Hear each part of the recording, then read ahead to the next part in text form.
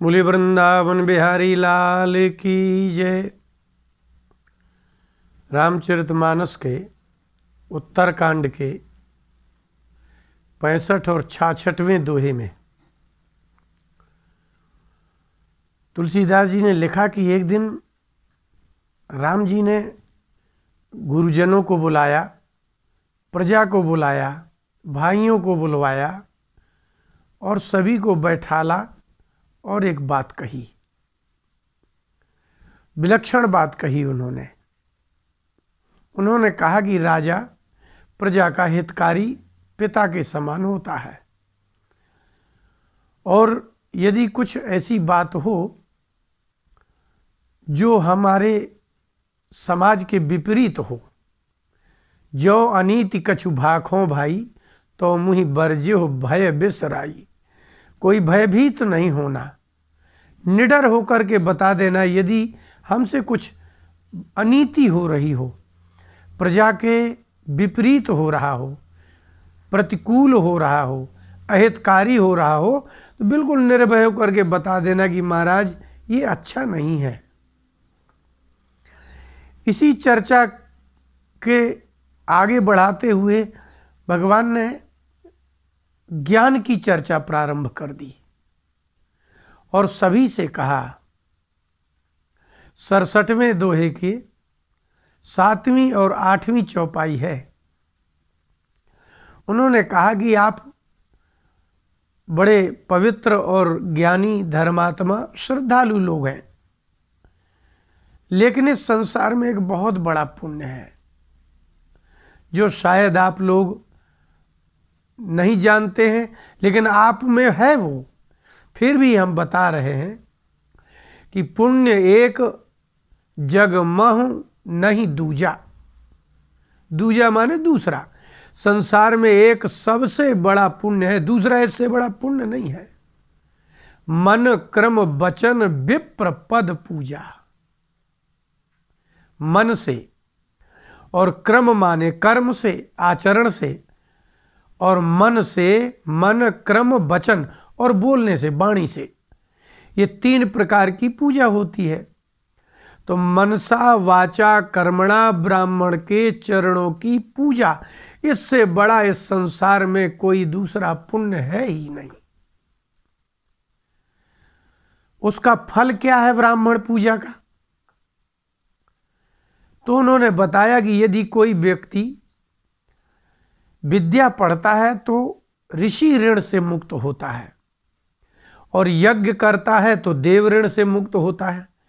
लेकिन कोई व्यक्ति निर्धन हो, यज्ञ ना कर सकता हो, और किसी कारण से या बुद्धि मंद होने के कारण यदि उसने वेदों का अध्ययन न कर पाया हो, विद्या का अध्ययन न कर पाया हो, तो ऋषि ऋण रहेगा।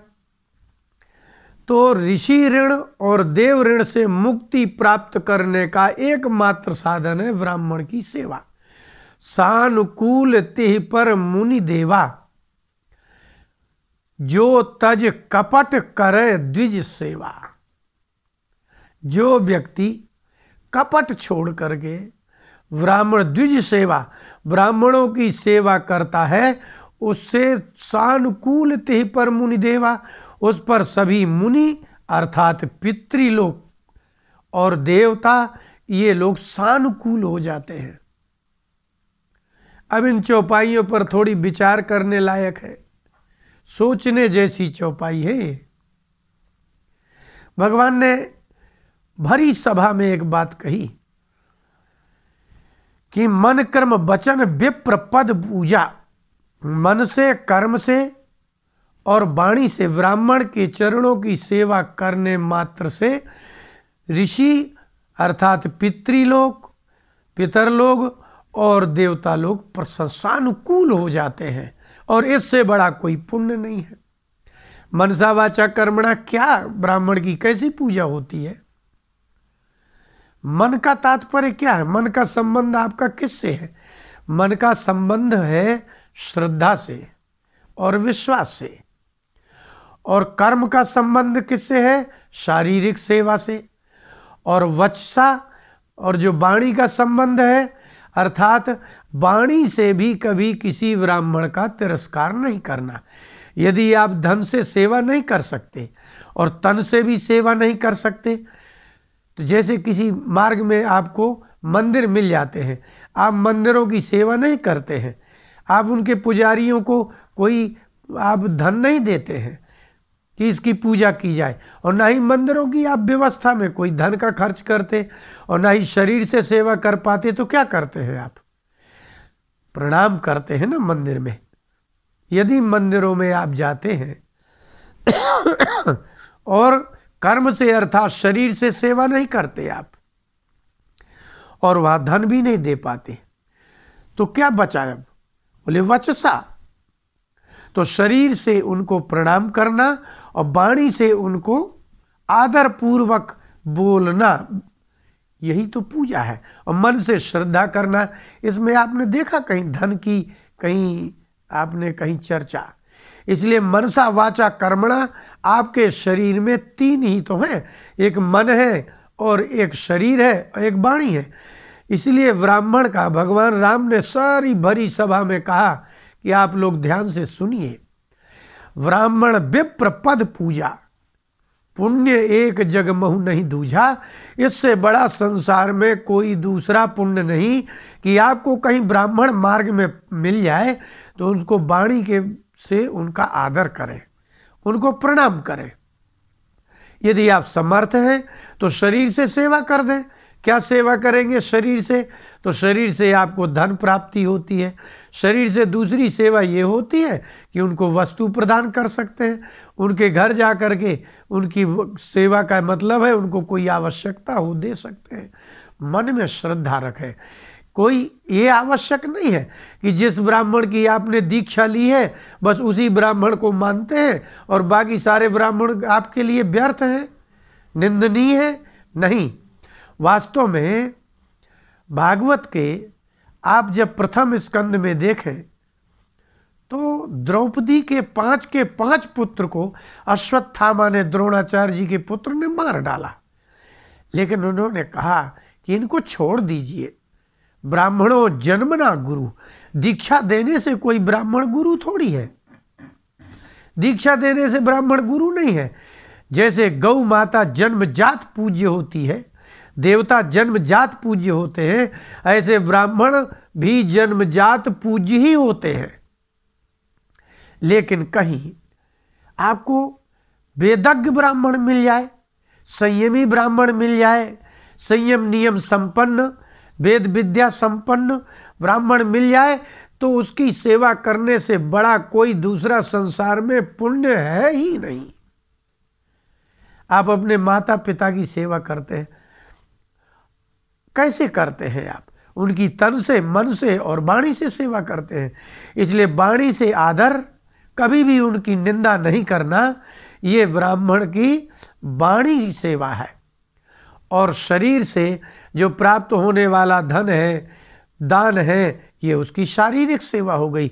लेकिन आप दोनों सेवा ना कर पाए तो मन में श्रद्धा रखें, उनकी कभी निंदा ना करें। अब बड़ी विलक्षण बात कही, यदि ब्राह्मण के चरणों की सेवा कर रहे होंगे, आप ब्राह्मण की संगति कर रहे होंगे, विद्वान ब्राह्मणों की संगति में आने वाले व्यक्ति की क्या स्थिति होगी? बोले सानुकूल ते पर मुनि देवा। अब बताइए, आपको शनि लगता है, राहु लगता है, अन्य भी पूर्व जन्म के पाप से आपको बड़े बड़े दुख प्राप्त होते हैं। तो जो दैविक दुख है, देवताओं से प्राप्त होने वाला दुख है, वो आपको नहीं मिलेगा। तो जब ऋषि और देवता अर्थात आपके पितर जब आप पर अनुकूल हो जाएंगे, देवता आप पर अनुकूल हो जाएंगे, तो आपके कुंडली में होने वाला जो ग्रह दोष है वो नष्ट हो जाएगा। कितनी ऊंची बात है ये। लेकिन आगे एक शर्त लिखी है, जो तज कपट करे द्विज सेवा। कपट छोड़ करके ब्राह्मण की सेवा होना चाहिए। तो लेकिन कपट इसमें क्या है? सेवा में कपट सेवा ये है कि जो कपट आप देवताओं के साथ करते हैं वही तो कपट यहाँ है। जैसे देवताओं के साथ आप क्या करते हैं, हमारा ये काम बन जाए तो हम आपको इतना देंगे। काम बन गया तो आपने दे दिया, और इसके बाद भूल गए उस देवता की सेवा करना जिनने वो काम किया। और यदि काम नहीं बना तो उन देवताओं से आपने मतलब ही रखना बंद कर दिया, हवन पूजन बंद कर दिया, यज्ञ बंद कर दिया, उनका भजन पूजन बंद करके मंदिर में जाना बंद कर दिया। ये कपट है। ब्राह्मण हमारी सेवा करें, ब्राह्मण हमारा पूजन कराएं, जो ब्राह्मण हमारा पूजन करेंगे वही है। और बस जब आपका काम हो गया, विवाह आपका पढ़ दिया, आपका यदा कदा आपके मूल पुजवा दिए, इसके बाद ब्राह्मण से आपको कोई लेना देना नहीं है। इसी का नाम कपट है।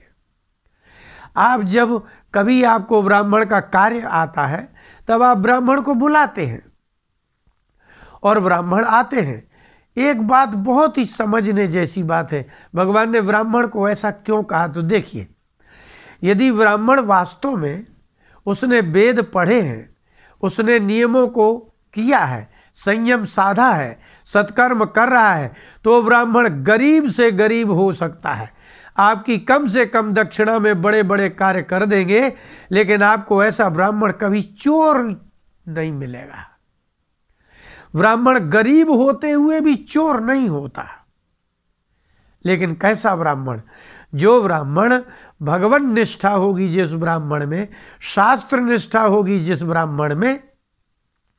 सुदामा जी के लिए लिखा है, भागवत के 10वें स्कंद के 52वें अध्याय में पढ़िए सुदामा चरित में, उसमें लिखा है यदृच्छा लाभ संतुष्ट।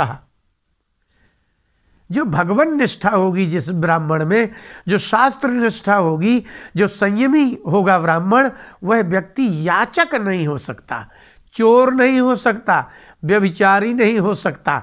हाँ, जो ब्राह्मण कदाचित किसी अन्य जाति के संपर्क में आकर के मांसाहारी हो गया है, मदिरापाई हो गया है, उस ब्राह्मण को तो शास्त्र ठोक ठोक करके कहते हैं कि ऐसे ब्राह्मण को भोजन नहीं कराना चाहिए, ऐसे ब्राह्मण से दूर रहना चाहिए। जो मांस मदिरा का सेवन करता है, जो पराया धन पराई स्त्री लेता है, हमारे यहाँ तो ऐसे ब्राह्मण को निषेध लिखा है ना। इसलिए मनुस्मृति में पढ़िए, उन्होंने तो लिखा है कि ऐसे ब्राह्मण को बिल्कुल कभी भी उसको दान भी नहीं देना चाहिए। अर्थ ये नहीं है, आजकल तो लोगों को लगता है कि किसी की भी जाति की चर्चा करिए तो वो जातिवाद नहीं है, लेकिन ब्राह्मण शब्द से अगर कहा जाने वाला कुछ होगा तो वो जातिवाद होगा। ब्राह्मण जाति नहीं है, ब्राह्मण देवता है। इसलिए उसके लिए भूसुर शब्द का प्रयोग है, महिसुर शब्द का प्रयोग है। आपको आश्चर्य लगेगा, 18 पुराण, महाभारत और रामचरितमानस का ऐसा कोई प्रसंग नहीं है किसी राजा का या भगवान का जिसमें ब्राह्मण शब्द का प्रयोग ना हो, ब्राह्मणों की पूजा का विधान ना हो, ब्राह्मणों में श्रद्धा का विधान ना हो। जब कश्यप ऋषि की पत्नी दिति के गर्भ में हिरण्याक्ष हिरण्यकशिपु आए तो दिति ने कहा, 20वें अध्याय में, तृतीय स्कंद के 20वें अध्याय में दिति ने कहा कि भगवान, मेरे अगर गर्भ से दुष्ट पैदा होंगे तो आप एक ही वरदान दीजिए कि भले मेरे पुत्रों को भगवान ही मारें, किंतु ब्राह्मण का शाप इनको ना लगे, ब्राह्मणों से मेरे पुत्र बचे रहें। ये माने आप ब्राह्मण का जातिवाचक नहीं है, ब्राह्मण श्रेष्ठता का वाचक है ना। इसलिए हमारे सारे वेदों में, पुराणों में, रामचरितमानस में तो ऐसा कोई प्रसंग नहीं है जिसमें ब्राह्मणों की श्रेष्ठता का वर्णन ना हो। भगवान ने कहा, अपनी प्रजा से कहा, अपने भाइयों से कहा कि ध्यान रहे, सानुकूल तिहि पर मुनि देवा, ऋषि मुनि और देवता उसी के अनुकूल होते हैं यदि जो तज कपट करे द्विज सेवा। जो ब्राह्मणों की सेवा बिना कपट किए ही, ये तो बहुत बड़ा कपट है कि आप ब्राह्मण से पूजन करा लें और आप उसको कम से कम दक्षिणा दें, यही कपट है। दक्षिणा भी कम देना, लेकिन ब्राह्मण कोई गरीब ब्राह्मण हो आप उसके पास चले जाइए, लेकिन ध्यान रहे वो ब्राह्मण जैसे आचरणों में हो। आप एक बार कहिए, महाराज पाए लागी, इतने आशीर्वाद उसके मुख से निकलते हैं, अरे जय हो भैया, और सब नाती पोता सब आपके भक्त। आपने इतने दिनों तक अपने रिश्तेदारों के बड़ों के पैर छुए होंगे, कभी इतना आशीर्वाद किसी ने दिया है? लेकिन ब्राह्मण जितना, एक बार आप उससे कहिए प्रणाम महाराज, इतना आशीर्वाद बोलते हैं। गरीब ब्राह्मण होगा, तिलक लगाए होगा, उसके घर में कुछ साधन संपत्ति नहीं होगी, लेकिन यदि वो निष्ठा वाला होगा तो वो चोर नहीं हो सकता।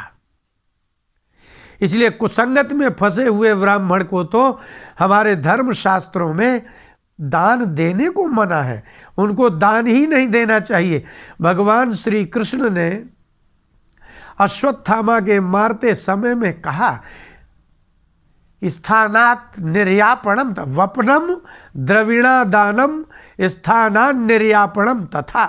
ब्राह्मण को द्रविणा दान, द्रविण माने धन, ब्राह्मण को धन का दान ना करना वो ब्राह्मण को मारने के बराबर है। ब्राह्मण को अगर बाल बनवा करके घर से निकाल दिया जाए वो मारने के बराबर है। इसलिए भगवान राम ने कहा कि वास्तव में इस धरती में एक वही तो ब्राह्मण है जो वो मनुष्य नहीं है। विराट पर्व में यक्ष ने प्रश्न किया है युधिष्ठिर से, आपके यक्ष प्रश्न बड़े प्रसिद्ध हैं। युधिष्ठिर से प्रश्न किया कि ब्राह्मण में देवतात्व क्या है और ब्राह्मण में मनुष्यत्व क्या है? तो महाराज युधिष्ठिर ने कहा, हे यक्ष, ब्राह्मण वेद को धारण करने की शक्ति क्षमता रखते हैं, यही उनका देवत्व है, लेकिन उनके शरीर की मृत्यु होती है, यही उसमें मनुष्यत्व है। ब्राह्मण सामान्य प्राणी की तरह मृत्यु को प्राप्त होता है उसका शरीर, ये उसकी मनुष्यता है, इसी में वो मात्र मनुष्य है। नहीं तो ईश्वरत्व का और ब्रह्म अर्थात वेद का धारण करने के कारण वो देवत्व है, इसलिए वो देवता है, इसलिए महीश्वर है, इसलिए भूसुर है, क्योंकि उसमें जन्मजात वेद को धारण करने की क्षमता जन्मजात है। वेद को धारण करने की क्षमता मनुष्य जाति में किसी में होती ही नहीं है ही नहीं।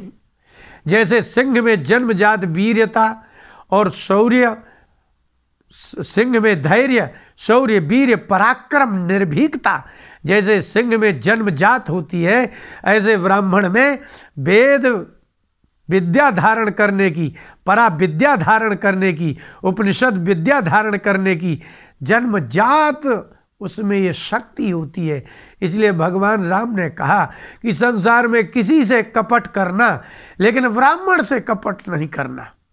यदि ब्राह्मण से कपट किया तो समझ लेना कि भगवान से ही कपट किया है। इसलिए इस धरती में ब्राह्मण के अतिरिक्त ऐसी कोई मनुष्य में जाति नहीं जिसने यहाँ ईश्वरत्व की प्रतिष्ठा की हो, ज्ञान की प्रतिष्ठा की हो, भक्ति वैराग्य की प्रतिष्ठा की हो, मनुष्य के कल्याण के मार्ग को दर्शाया हो। है कोई मनुष्य जाति में ऐसा कुछ है? नहीं है। इसलिए भगवान ने कहा, सानुकूल तेह पर मुनि देवा, जो ब्राह्मणों की निष्कपट भावना से पूजन करते हैं, मनसा वाचा कर्मणा सेवा करते हैं, वास्तव में उनसे ऋषि ऋण और देव ऋण दोनों चुक जाते हैं और कभी उनको किसी ग्रहों का कोई वेदना नहीं होती, ग्रह पीड़ा नहीं होती। बस ये है कि उनकी श्रद्धा से, वाणी से और शरीर से, तन मन धन से पूर्ण रूप से उनका आदर और उनकी सेवा पूजा होती रहे। उस मनुष्य को इस संसार में कभी कोई दैवी दुख प्राप्त नहीं होता है। बोलिए वृंदावन बिहारी लाल की जय।